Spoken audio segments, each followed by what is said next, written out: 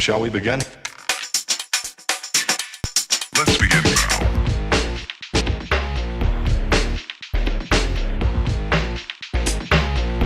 Okay, everybody, welcome back.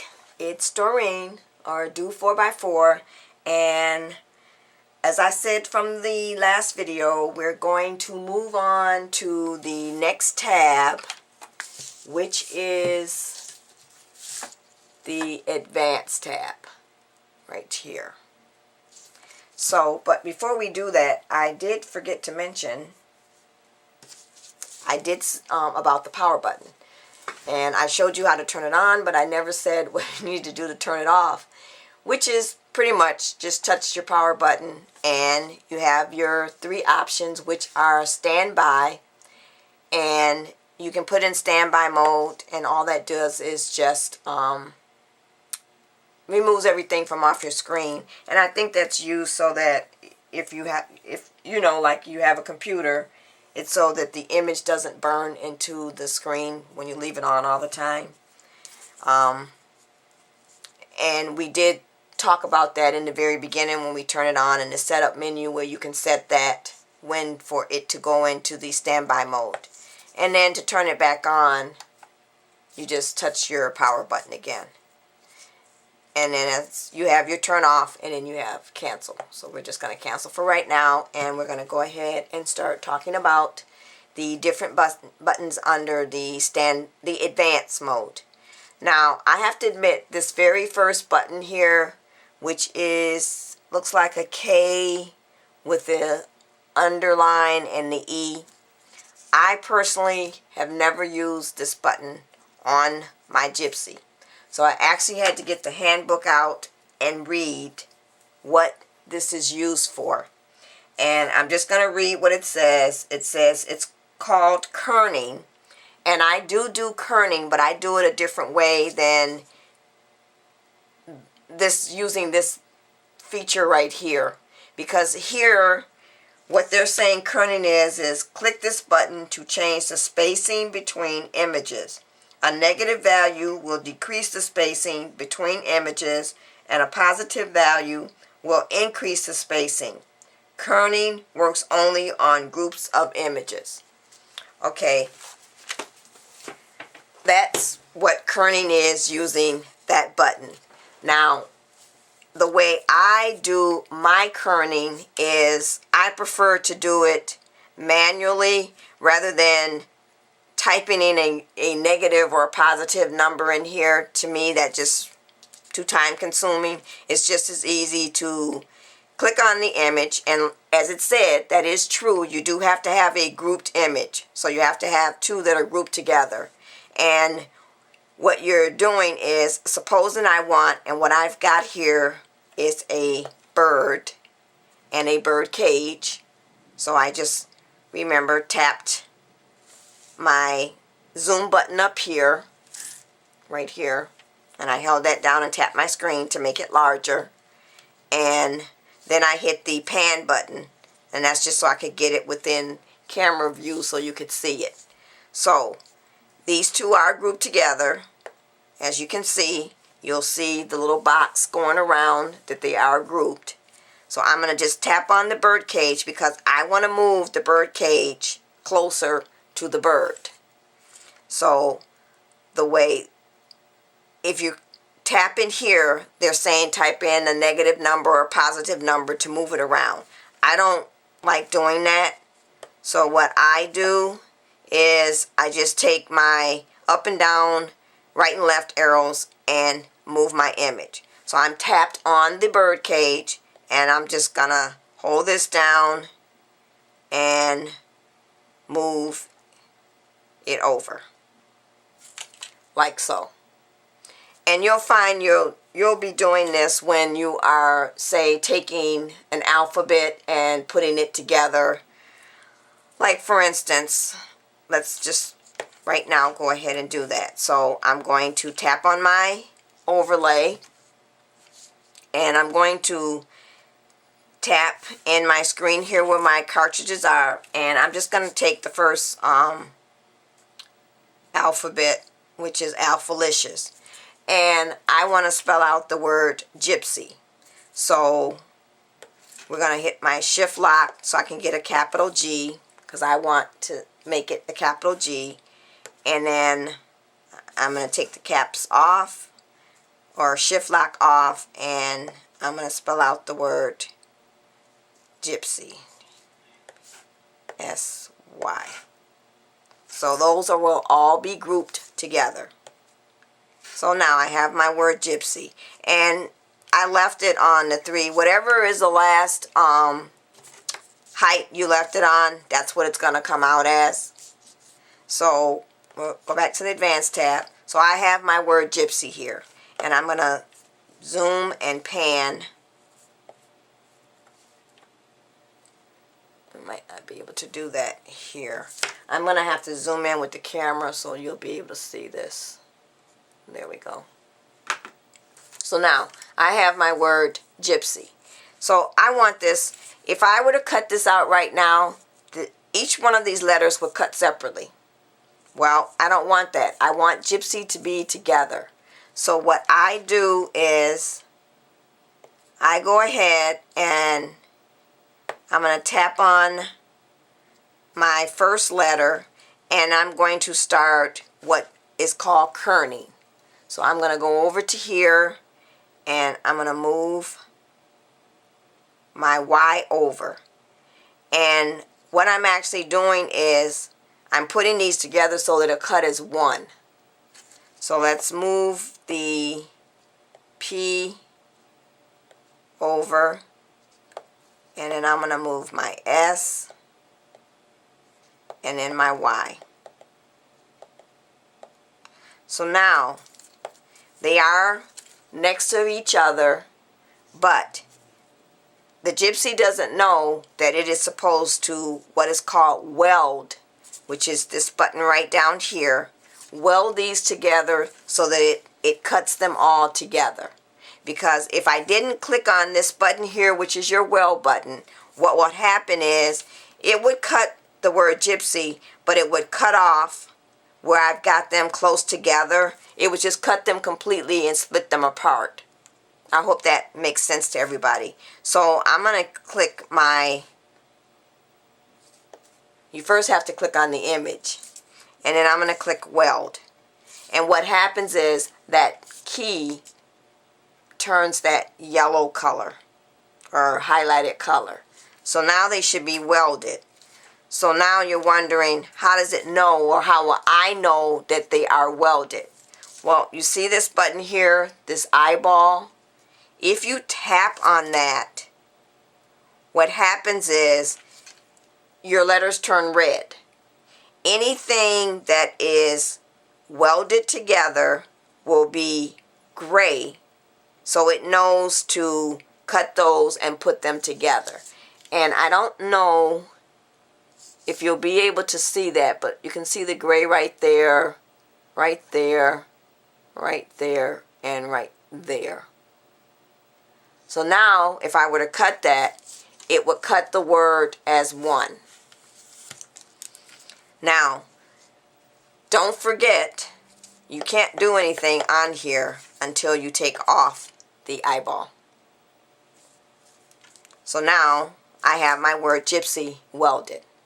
So that is what kerning is. And as I said before, back up some, I do not use this one at all. But that doesn't mean you can't. It's just, it's what I do. So now, I'm going to go ahead and just move this over a little bit. So now we have this button right here. And this is your rotate button. So, let's say, we're going to go to the word Gypsy. Let's say I want to rotate my Gypsy, the word Gypsy, 90 degrees. So I'm going to just type in 90, or tap 90 or 90. Okay. And what it did was it flipped the word Gypsy that way. Now I use that for when I'm cutting out and I have a sheet of paper where it's not wide enough one way, but it is the other way, I'll go ahead and rotate whatever it is that I need to cut. So let's go ahead and we'll take that back to the way it was.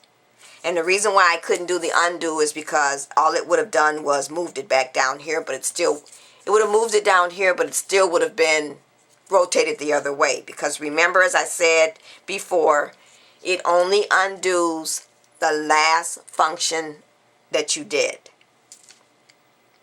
So we now have our word gypsy this way. Let's say I want to slant or cut this at a slanted angle, my bird cage. Now, I never used this feature before, and I actually had to go and look in my handbook or my manual to find out what the heck this thing does, because I never used it. And I was very surprised to find out that it will slant your image in any way you want. Now you can go in and you can type in what you want it, which way you want it to slant. Let's see. Let's just go 5. And that's what happened. So I think I'll go back and do, oops, we don't want that. So we'll go back and do 0.5. Okay, so now that's what it did. It just slanted it, that it'll cut that way. I probably wouldn't put in the numbers. So I'm going to take this back to 0 and make it straight again. If I were to slant, I would use these keys over here and gradually slant it.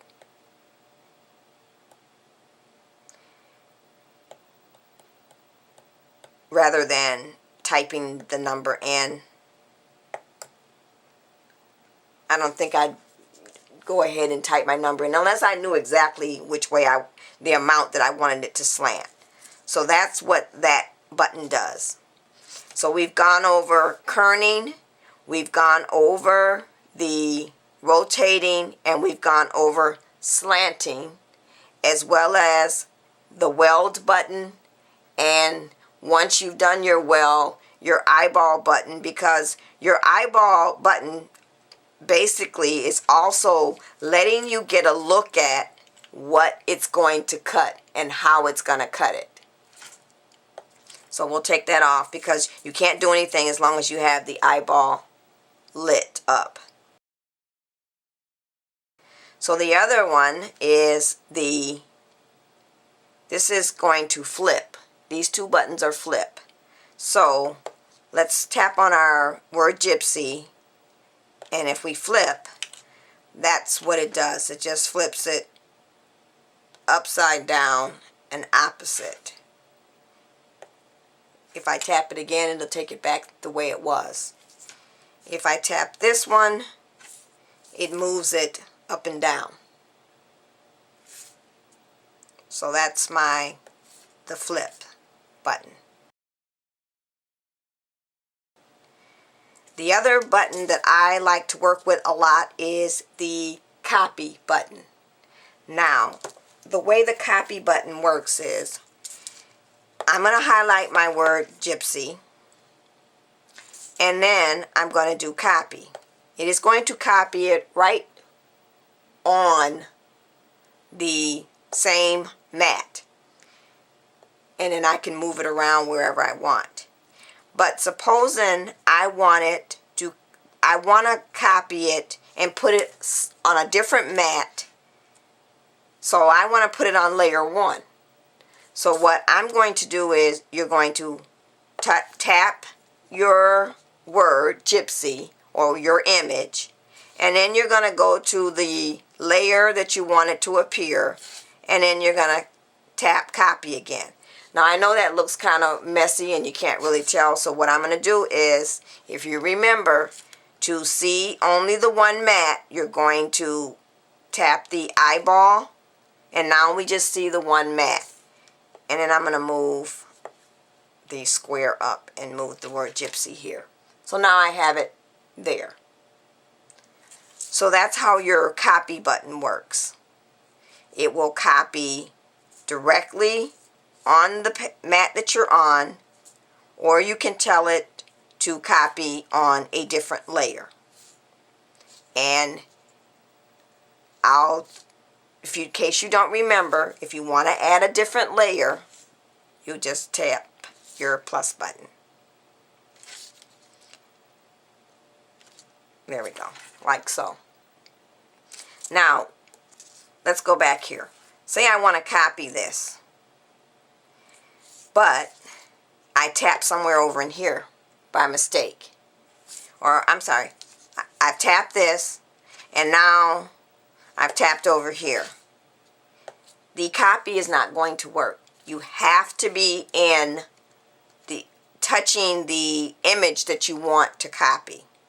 So now I'm there, and if I tap copy again, it's going to tap right on that mat where I am right now. But I don't want that to happen. I want it to copy on layer 3.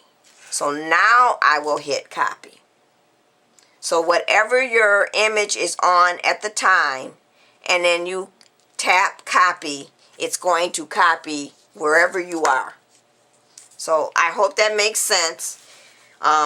You can PM me or leave me a comment if you need me to explain it a little better.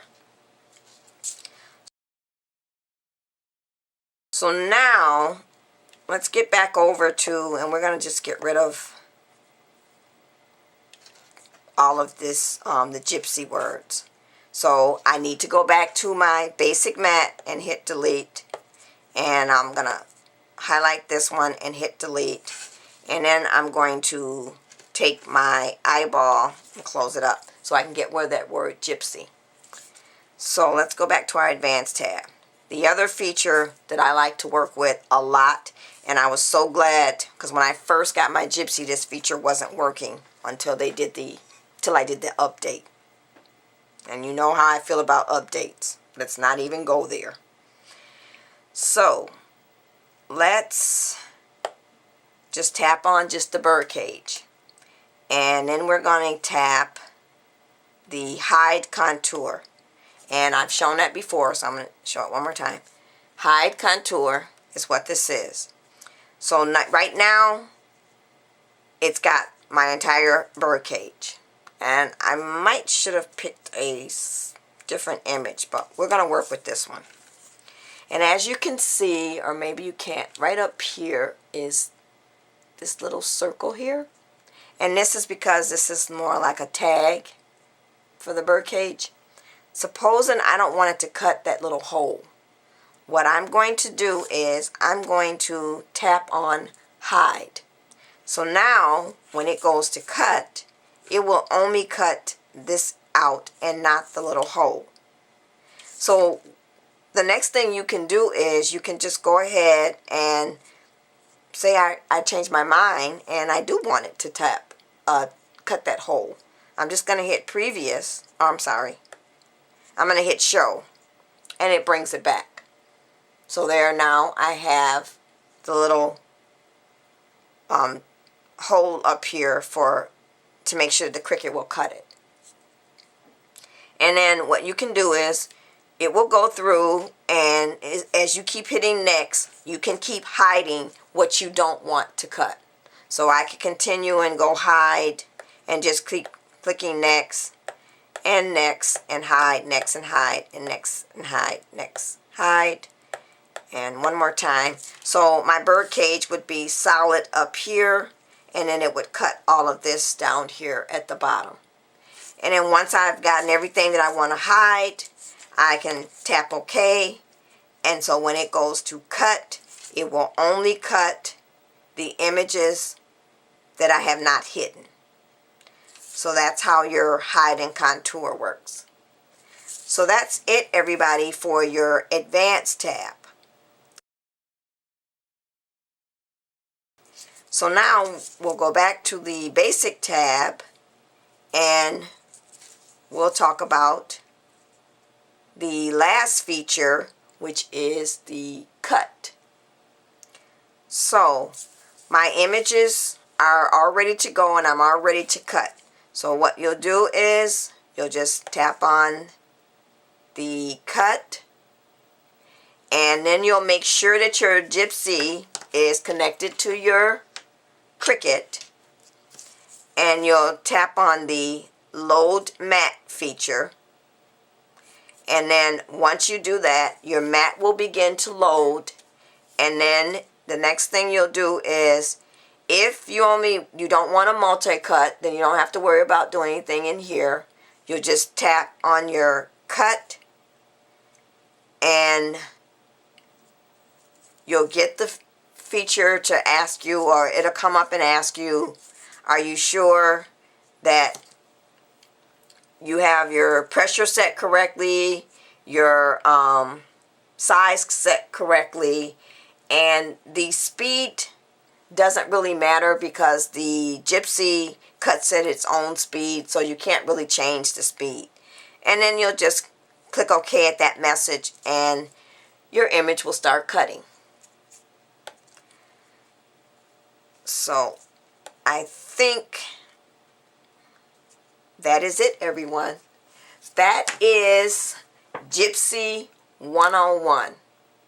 So now on my next video, what I'm going to do is, I had gotten a few requests for people asking me to show how I go about designing a card. So with the next video that I do, what I'm going to show you is how I design the card, and we'll cut the card, and then we'll actually put the card together. Thanks for watching, everybody. Bye.